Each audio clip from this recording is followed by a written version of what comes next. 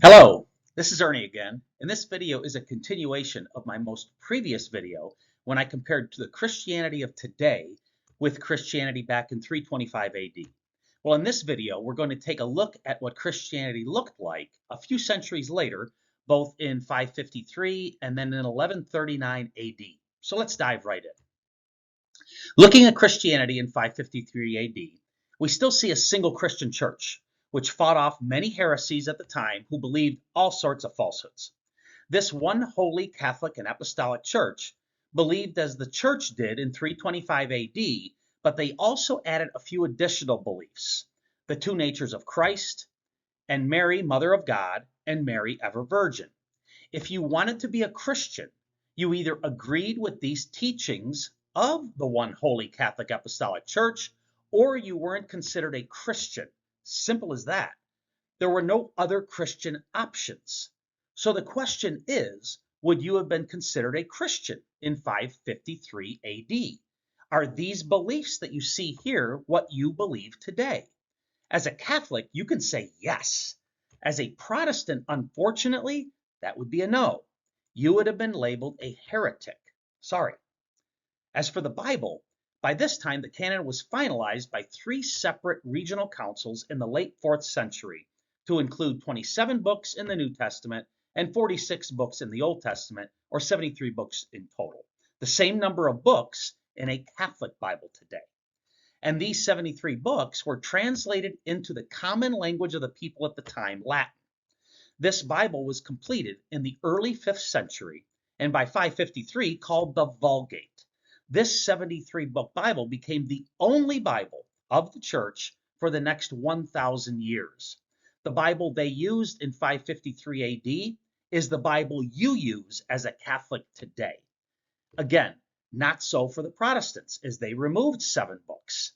And most people were still illiterate anyway, relying and depending exclusively on the church for the truth. This church either taught the truth or all Christians were duped and their souls were put at risk. Now, 600 years later, in 1139, we find that not a tremendous amount has really changed. Still one true church, yet more heresies the church had to fight off, a lack of accessibility to the Bible. The vast majority still couldn't read as Christians continued to exclusively rely on the church to give them the godly truth. And the church added some more beliefs: the two wills of Christ, human and divine, the hypostatic union, that Jesus is fully man and fully God, infant baptism, and the decree that if you denied the Eucharist or the priesthood, you were expelled from the church. Again, if you wanted to be a Christian, you either agreed with the teachings of the one holy Catholic Apostolic Church, or you weren't considered a Christian. Hopefully you sense a pattern here. The one constant from our analysis of 325 to 1139 AD is that there was the one holy Catholic Apostolic Church. They had authority, and they exercised it in the form of declaring what is truth and what are heresies or falsehood. And they never flip-flopped on doctrine.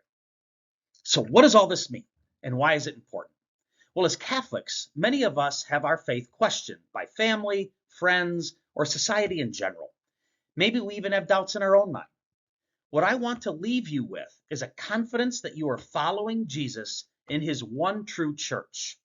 Here's what you can say as a Catholic that Protestants simply can't. It's pretty clear from what we've seen that the church in its first 1,000 years of existence looked, acted, and believed like today's Catholic Church. Not so for Protestants, as their man-made belief system hadn't been created yet. Today's Catholic Bible contains the same number of books, 73, that the church exclusively read from for over 1,000 years. The 66-book Protestant Bible was a man-made invention, bound as a collection for the first time only about 600 years ago. Your church, the Catholic Church, has never declared something to be true, only to reverse course and admit that it is false. The Catholic Church has never committed heresy, never, and never will, because Jesus protects it. The Catholic faith never accepts error. Truth is truth. There are no essential truths and non-essential truths, just truth. And Jesus has protected his church, the Catholic Church, from error. Protestants believe his church was in error for much of its existence, and yet they have no way of adequately explaining how this wouldn't have risked a countless number of souls.